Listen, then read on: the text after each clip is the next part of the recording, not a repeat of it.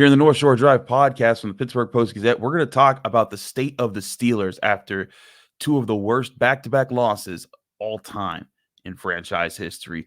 It's a rough situation for a 7-6 team, and now big questions about how they're going to finish the season and how the franchise moves forward with or without Mike Tomlin. I'm Chris Carter, host of the North Shore Drive podcast, joined today by Brian Batko. It's going to be a big episode to talk about a lot of football here. Let's get into it. You are now listening to the North Shore Drive podcast, a show on all things Pittsburgh sports from the writers of the Pittsburgh Post-Gazette, hosted by Christopher Carter.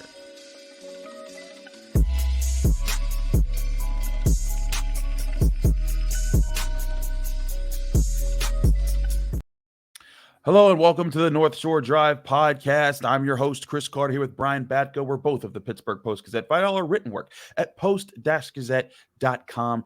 Find the North Shore Drive podcast on your favorite podcasting apps and on YouTube. Like this video if you enjoy it. Subscribe to this channel to get all of our daily content that comes from all of our Post-Gazette sports writers, as well as our Monday, Wednesday, Friday, and sometimes Saturday episodes of the North Shore Drive podcast. Today's episode is brought to you by Mike's Beer Bar. It's probably a better place to be in the North Shore than Acrisure Stadium these days, because at least there you can enjoy over 500 different available beers, 300 of those beers being local, 80 of those local beers being available on tap. They also have over 20 televisions, so if you don't want to watch the Steelers losing to 10 loss teams, you can have all the options in front of you. Go to Mike's Beer Bar today, the best bar in all of Pittsburgh. We'll have more on them later. Brian, I think you were the one person on the Post-Gazette staff and the official pick department to pick the Patriots to win this game. But no, Ron Cook did as well. Ron and I are, we're two peas in a pod. I apologize. I think Starkey had a 2-2 tie, which was actually rather incrinculant of him. But in all seriousness, you picked it to be 12-9. I don't think anyone expected, if the Steelers were going to lose, that the Patriots would put up 21 points, let alone in the first half. And then all the things that went wrong in the Steelers offense. What was the biggest thing that you saw on the field that was just shocking to see for the Steelers team?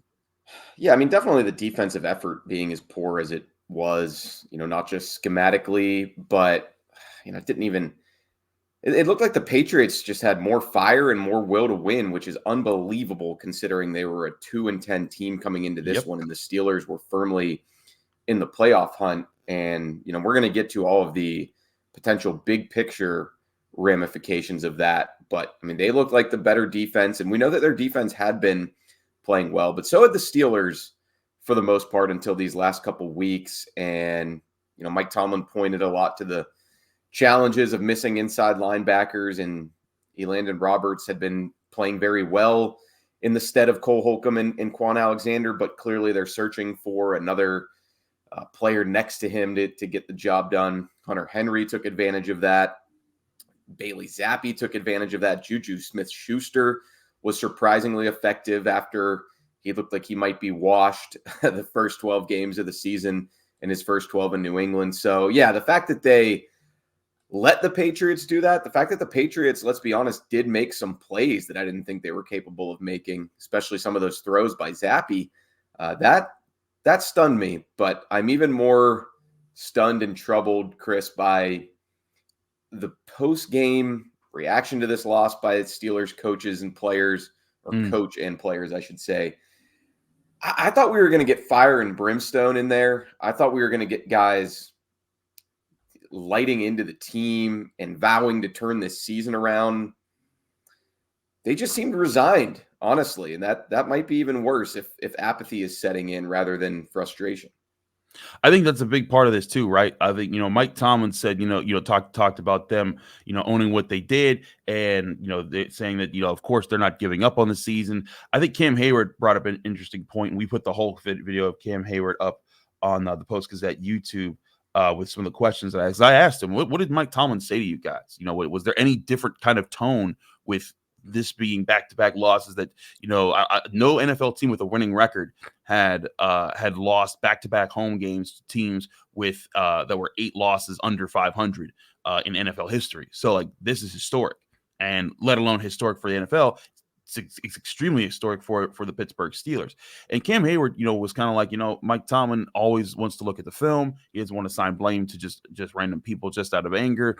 And so he kind of made a point that was like, you know what, he said what needed to be said, that we need to come together, and everyone knows that. And I think that's part of it here. And I think that part of it here is also like the message of the Steelers right now isn't like, hey, we have no idea what teams are doing. It's we know what teams are doing, and we're still getting our butts handed to us. And I think that's the thing that they talked about last week with the Cardinals game, and talked about this week with the Patriots game. I mean, it's and you look at even some of the plays that they could have made in this game. Mitch Trubisky on that fourth down, admitting like, hey, I had multiple options. I just saw George Pickens in double coverage. I went to Deontay Johnson, and he threw a terrible ball. Meanwhile, Allen Robinson was wide open over the middle part of the field. The defense on that third touchdown that they allowed, Demonte KZ, perfect position to just jump to make an interception. For whatever reason, slows up, misplays the ball, and lets an interception go right past him, turns into a touchdown. He makes that play, and what I really thought was a standard safety play, when that ball was let go, I was like, oh, that should be intercepted, and he lets that go by. I thought that was a huge flipping of the game right there. And there's several moments like that you could point throughout the game where the Steelers had their opportunities and they haven't made them. And I think that's the big problem right now, is that the Steelers are being put in positions to reasonably win spots, and they just haven't done them the last 2 weeks. And for so many times this year, they had done them. And I think that's how they built their 7-4 resume. But now that's also how they built their 7-6 resume, by not winning in those spots. Yeah. And as far as just, how do they respond to this? I mean, I guess on one hand, they've been here before. They've been at quote unquote rock bottom. They were 2-6 at the bye last year. A lot of people were like, all right, this is going to be it. This is going to be the 3 or 4 win season that we haven't seen under Mike Tomlin. And, we know how that played out. But at the same time, they haven't been here. You just laid it out there with that stat, Chris. No NFL team has been here to this degree. So I guess I can sort of understand from a standpoint of like, the sky's not falling. We're not pushing the panic button. But also, I just thought somebody was going to get up there, whether it was Tomlin doing his usual, we got to wallow in our stench, it's unacceptable, it's embarrassing, whatever, or Cam Hayward getting up there as the longest tenured player, team captain, Pittsburgh native, and kind of laying down with an opening statement of like, we're sorry to the fans, we apologize to Steeler Nation, this can't happen. I was surprised there wasn't more of that. And look, that I don't pay money to watch this team. I don't buy Steelers merchandise. Like, it doesn't really matter to me either way what they're saying, but I know it matters to the paying customer. And I know the turmoil in the fan base and the frustration that the crowd was feeling last night. And, social media is a cesspool, but it is often a sampling of how Steelers supporters feel. They're tough to support right now. So if the team truly is checked out a little bit, then that's a major, major problem, and something that would not foreshadow good things to come down this final 4-game stretch. They have 10 days to rest and kind of get it back together before they play what is going to be a crucial game against the Indianapolis Colts. Regardless of what the Colts do this weekend, that's going to be a game that could set up that could make or break their playoff chances, as the Colts are in it. And the Steelers have now fallen from an 85% chance to make the playoffs just 5 days ago, or 6 days ago now, before they lost to the Cardinals, to now they might need some help if they don't win out the rest of the way in their last 4 games. And what probably might happen is if they win 2 of those last 4 games, and then they'll finish 9-8, and now they will need help to try to get there. We'll talk about a few things there. But I think people want to talk less about this game, because it's like, man, like, you could talk about the ugly game as much as you want. And I'll say this, weird things do happen in the NFL. Like, players in Tomlin can't say that last night because nobody wants to hear that. No one wants to hear that. The Bills lost to the Patriots this year. Yeah. Eagles almost lost to the Patriots this year. The Cowboys lost to the Cardinals without Kyler Murray. So, like, nonsensical results do dot the NFL schedule every single season, but these back-to-back losses, both at home, just, yeah, I mean, it's inexcusable, and there's really no more heads to roll, at least not right now. Yeah. You already fired your offensive coordinator after losing to a rookie quarterback in the Browns, so there's not many other measures as far as that goes. But yeah, just you've got to be optimistic that this team is in a state of calm because they're confident, and not a state of calm because they feel like it's slipping away from them. And sort of to your point earlier, Chris, like there really are no answers because they're just not good enough. Yeah, I think that's part of it there for sure. Is you know what? There's serious talent problems, and I think that kind of plays into the real Mike Tomlin conversation that I think needs to be had about moving forward. We'll get into a lot of Mike Tomlin talk because as bad as this loss was, and we can keep chopping up how bad it is, I think that all of Pittsburgh is looking at one thing right now. What do you do about Mike Tomlin?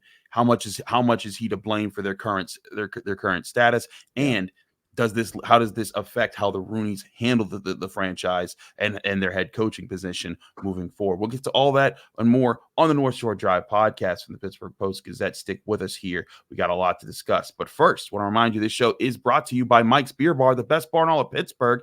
If you're going down to the North Shore, best place to go right now is Mike's Beer Bar. It's on Federal Street, right across the street from PNC Park. They have over 20 televisions, and you can catch all of your NFL, college football, Penguins, Riverhounds, Premier League, NBA, college hoops action, and you can even reserve tables with your specific game in mind, tuned into the game that you want to watch with your group of friends. And when you get there, they have over 500 different available beers.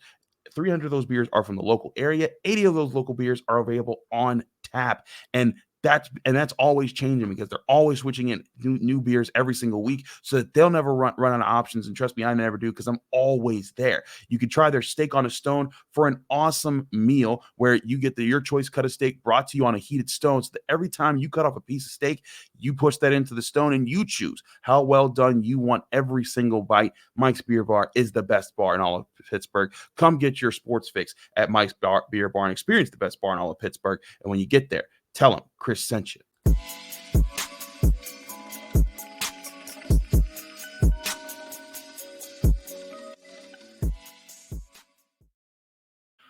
We're back here on the North Shore Drive podcast. Chris Carter, Brian Batko talking about the Pittsburgh Steelers after their loss 21-18 to the New England Patriots. We now switch to the Acer Fan Advantage. We were blessed enough to have Greg Bedard do our full episode where we talked to an opponent expert this week, and that was he covers the Patriots for the Boston Sports Journal. But now we get to the question part of the Acer Fan Advantage. We're all season long. You can submit your questions to be answered by myself and Brian here by going to acrishirt.com/fan advantage. More information on there, as the Acer Fan Advantage gets you closer to the team than ever before. This question comes from Benjamin O. And I'm going to try to paraphrase this as best as possible because this is a 3-paragraph long question. We'll try to break this down into the important part. Benjamin O, who asks us, Brian, says he leads off by saying, hey, I'm a fan of Mike Tomlin. I think that the way that he handles press conferences is positive. He's also been great to good with building a strong locker room culture at the beginning of his tenure and since then. He says, but he also said it makes a lot of sense for the Steelers to trade him to teams like Washington, the Chargers, maybe even the Bears if they can get a first round pick, a second round pick, and a third round pick. He's like, Tomlin, I'm sure, wants to see the Steelers succeed, and another first rounder gives them a shot at finding a foundational player, maybe a quarterback. The Chargers have a franchise quarterback. The Commanders have new ownership looking for stability in their situation, and the Bears have 2 first-round picks with no stability.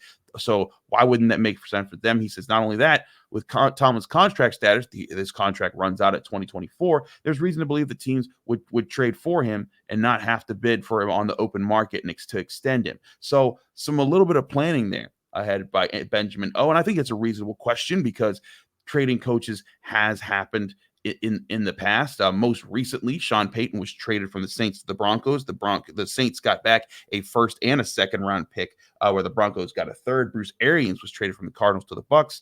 And then you have to go all the way back to guys like Herm Edwards and John Gruden and Bill Belichick for other coaches who had been traded in the decade before. But Brian, should the Steelers trade Mike Tomlin, and how realistic do you think getting that kind of compensation would be for his state with some of these other teams that are looking for stability. Yeah, I mean, Benjamin ended his email with, "Why won't this happen?" I don't know. I mean, maybe it will. Maybe it will. Who knows? I don't think so, because my usual response to questions like this are, we're not running a video game Madden franchise here. There are human dynamics at play. It's not as simple as, this would be good for the Steelers and this would be good for the Bears. Make the trade. Like, Mike Tomlin's he's got a family. He's got a daughter who's going to be doing college gymnastics at Georgia next year, which is obviously in the southeastern part of the United States. He has a home here. He's made his home here for 17 years. He might have zero interest in that. And I don't think the Steelers are going to say, "Sorry, Mike, we've enjoyed it, but pack your bags. Thanks for helping us win that one Super Bowl and winning a bunch of AFC North titles. It's a business." Like, no, that's not how they operate. That's not how a lot of people in the NFL operate. And that's why a lot of the coaching trades that you referenced there, they've happened because of extenuating circumstances. It's not like, hey, we've got a player who he doesn't fit us anymore. We've got younger guys in the pipeline. We're going to send him over for a first-round pick. No, like, Sean Payton stepped away. Who was the other one right before him? 1 second, we pull it back up. Bruce Arians. Yeah, Arians had stepped away. Like, there's usually strange things that happen, and teams retain rights to these coaches, and then you figure out a path forward. Let's assume Mike Tomlin's cool with it then. Let's assume Mike Tomlin is like, all right, maybe this is the end of the road for me here, but I'm not done yet. I don't want to go to the booth. I don't want to sit around and do nothing all day in Pittsburgh or anywhere else. So maybe he does want it. In that case, it becomes a very interesting question of, all right, if you're the Steelers, if teams are offering to give you a first-round pick, which I think would happen, those three teams Benjamin laid out there make a lot of sense, and maybe others would too.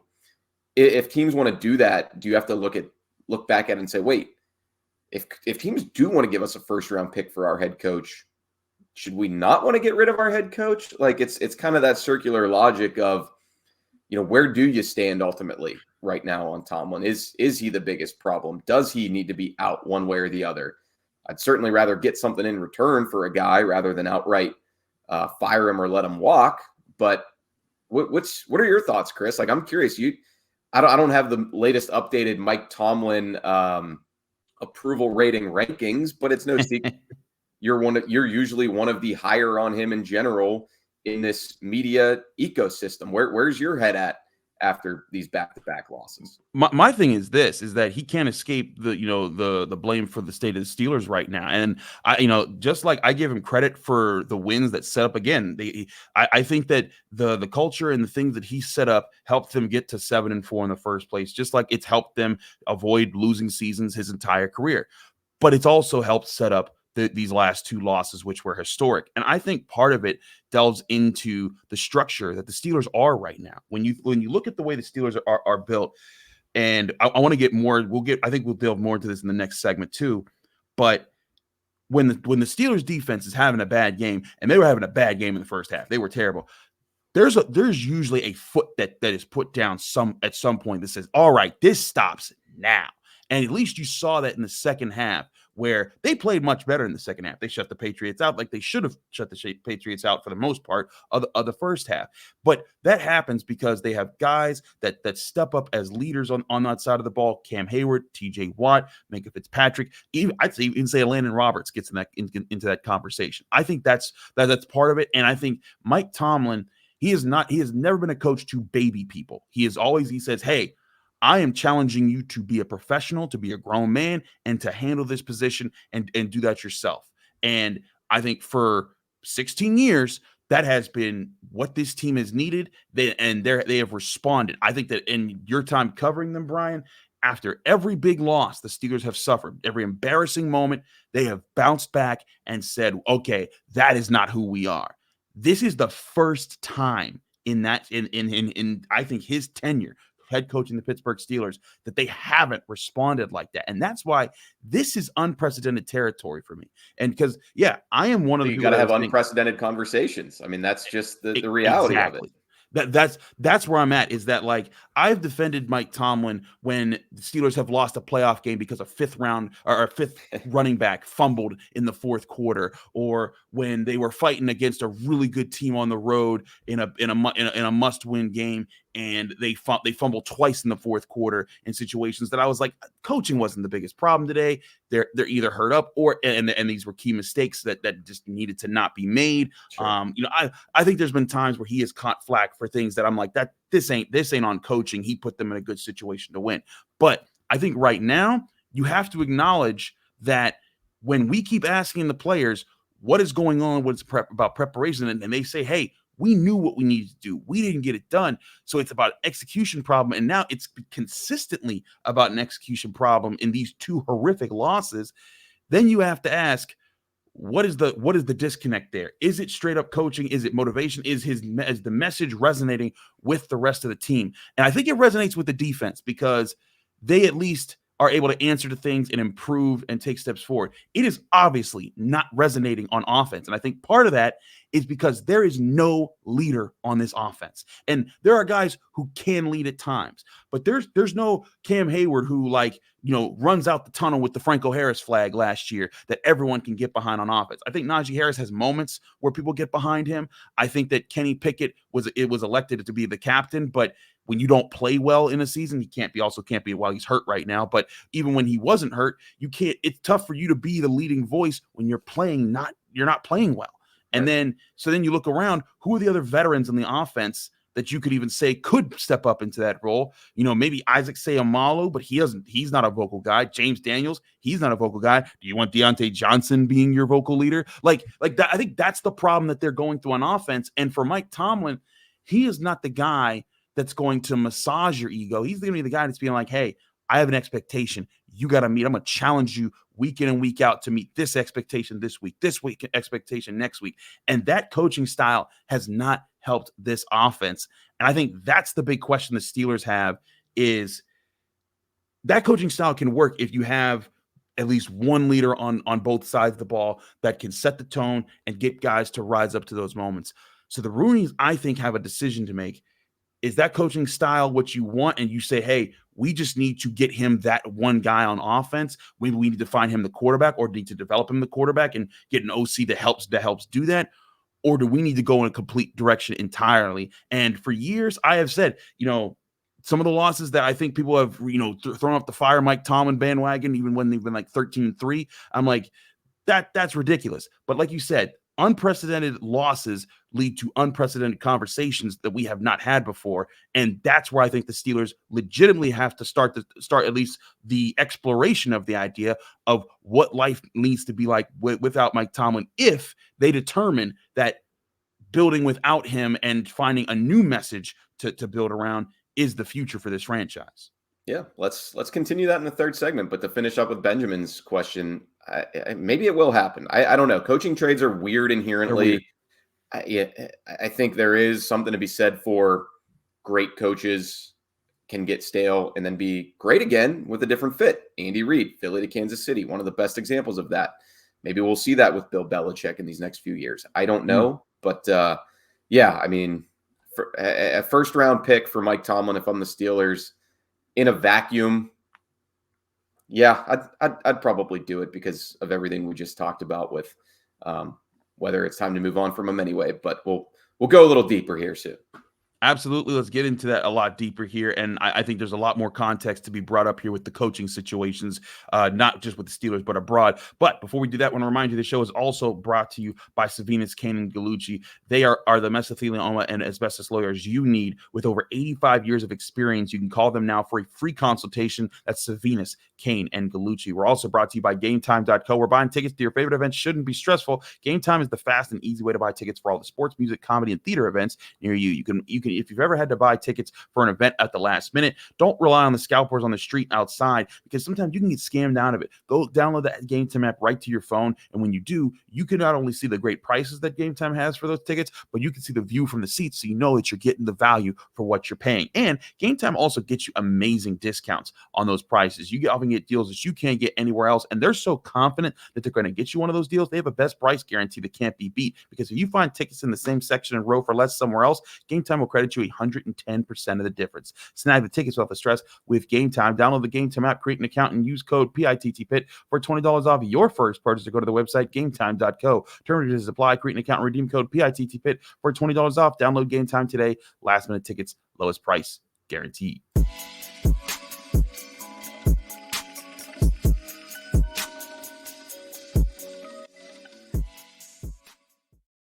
We're back here on the North Shore Drive podcast. Chris Carter, Brian Batko, leaning more into this Mike Tomlin discussion on a Friday morning here as we record.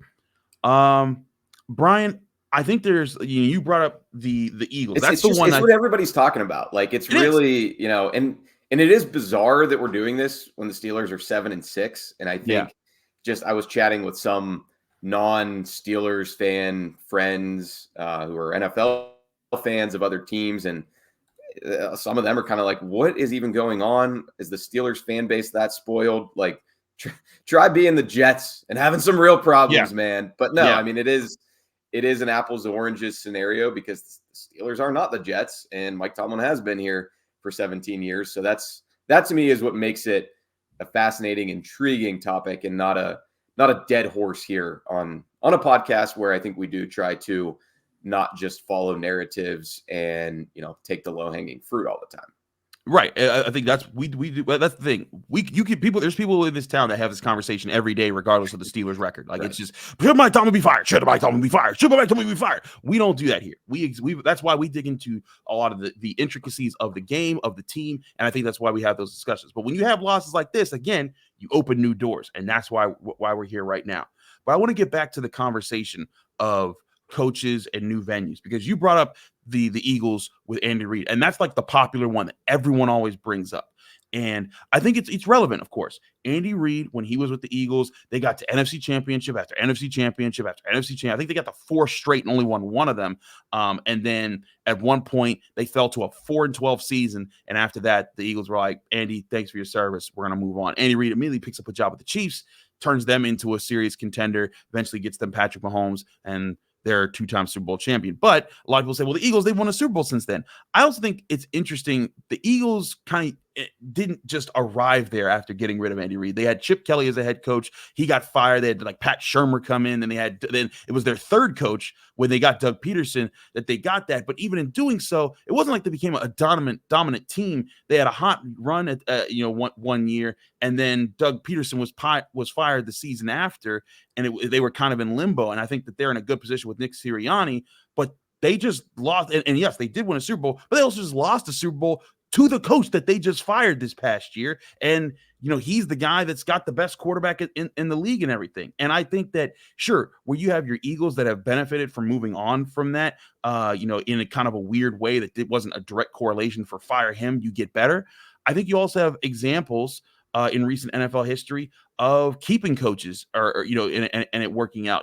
I think the New York Giants, there was 2 times where they won those 2 Super Bowls where Tom Coughlin was on the hot seat both times before that, and they stuck with him, and both times he got them 2 historic Super Bowl wins, beating Tom Brady both times. One of those in one of the most memorable Super Bowls ever, beating the undefeated Patriots that year. And then the third time he got into a hot seat, they fired him before he could try to turn things around. And ever since then, they've been a laughingstock. You can go to Sean Payton. 3 straight 7-9 seasons. The Saints never blinked, and eventually he turned them around, got them 4 straight division championships. They didn't get a Super Bowl, but they were much better. Pete Carroll had back-to-back losing seasons before his Super Bowl. Heck, the Steelers are a shining example. Bill Cowher had back-to-back losing seasons, then missed the playoffs the next year, and then got an extension. And I remember as a kid, I think it was Bob Smizek, for this very paper, wrote, I don't understand this. And said, I don't understand why this guy just got an extension when they haven't been relevant for 4 years. And this year they just missed the playoffs, but they still weren't a good team.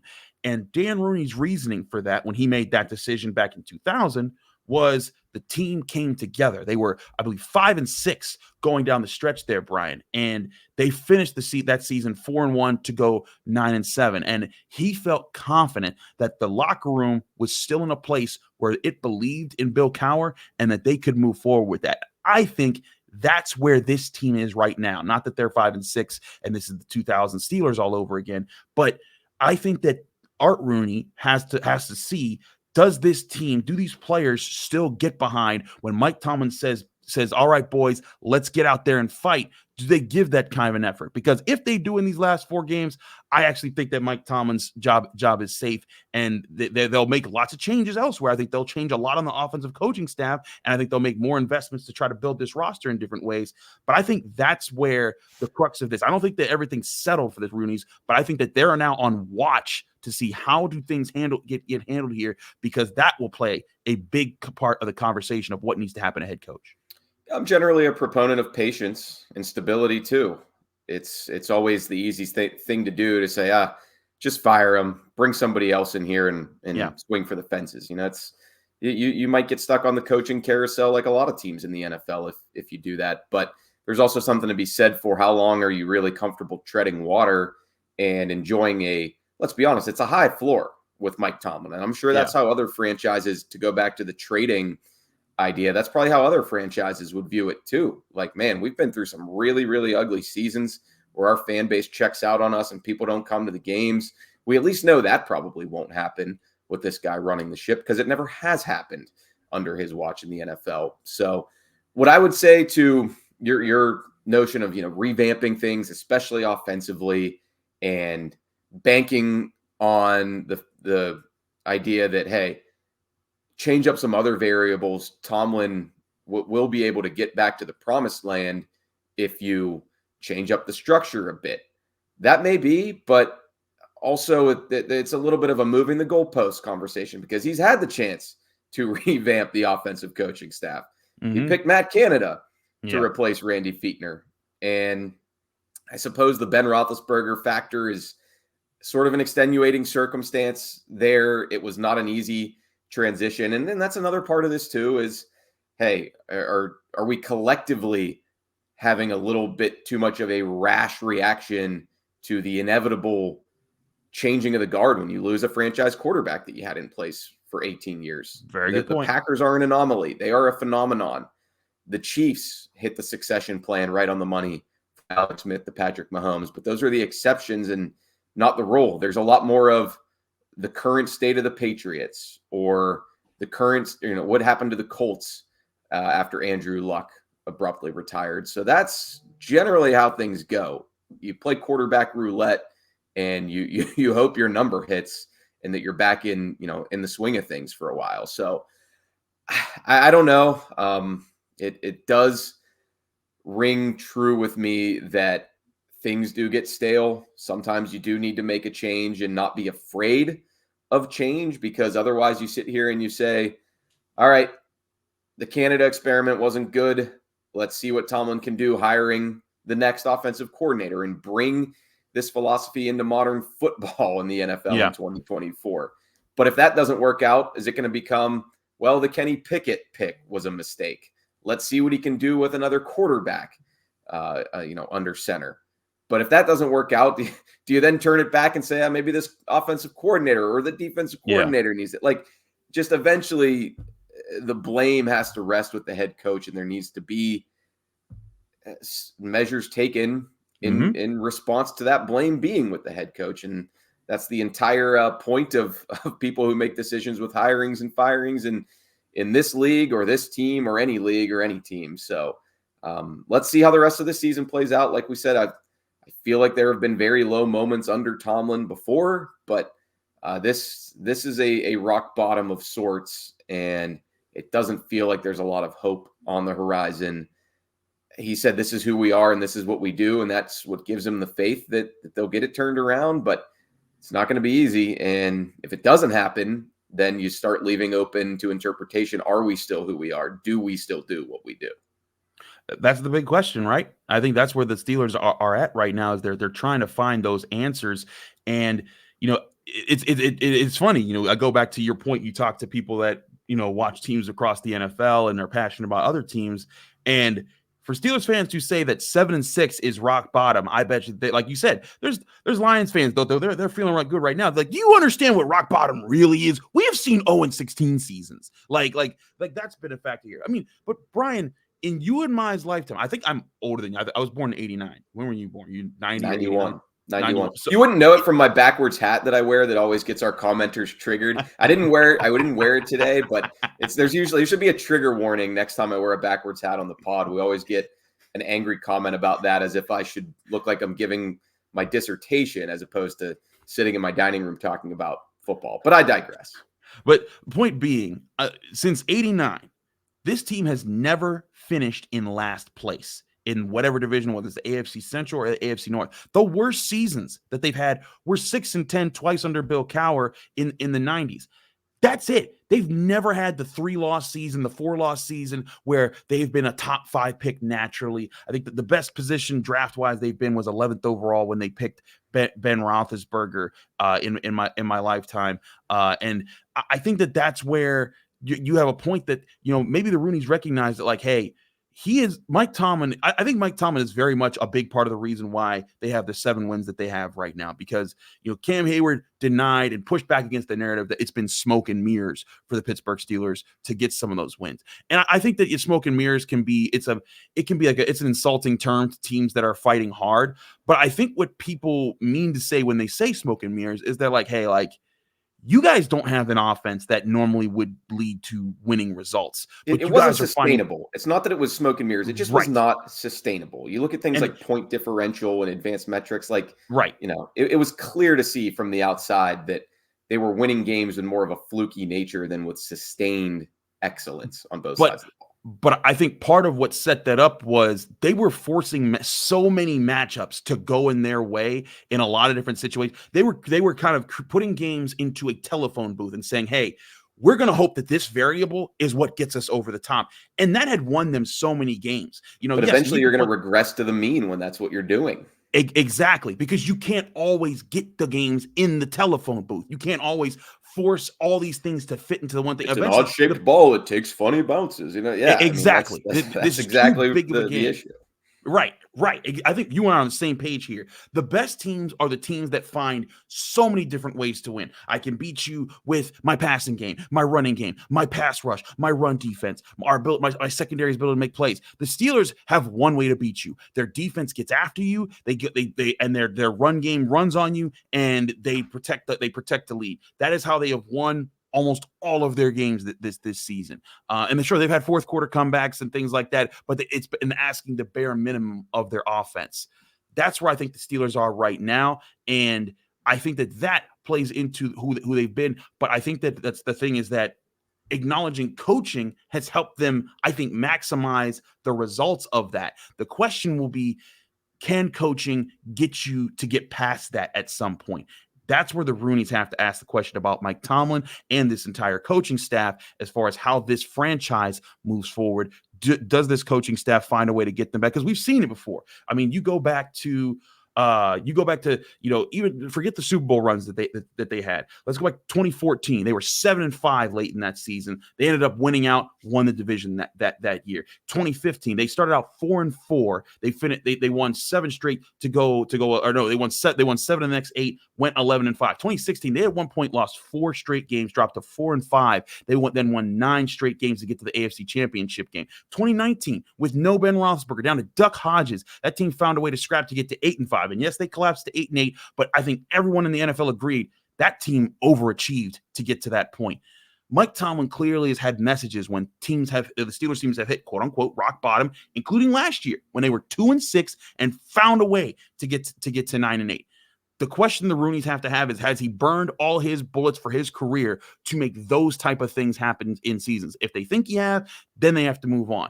But if they think that he can still do things like that, and the real issue of this team is finding competent quarterback play, because frankly, they don't have that right now, they need to then ask themselves, how soon can we make that change? Because if you can find a coach that can fix things on offense faster than you can find a quarterback that might fix things on offense, I think that is going to be the crux of how they build this franchise moving forward to try to get them back to being a winner. And again, the Steelers could go crazy, win 4 in a row at the end of the season, and then everyone's talking about like, oh, see, this was a great year, and some people will want to forget these 2 games that happened. I don't think it will happen, but I think that this conversation still needs to be had by the Rooneys, and exploration needs to be made in the coming weeks. Yeah, and I wouldn't necessarily blame somebody who's like, hey, all this baloney about coaching messaging and not losing the team and even game planning and adjustments like that. None of it matters as much as the talent that you have and the Jimmies and the Joes. Like, let's be honest. That's very true. And okay, and that's fair, but also then you have to acknowledge Mike Tomlin has about as much power as any head coach in this league when it comes to constructing the roster and picking that personnel that you said matters more than anything. So he can't,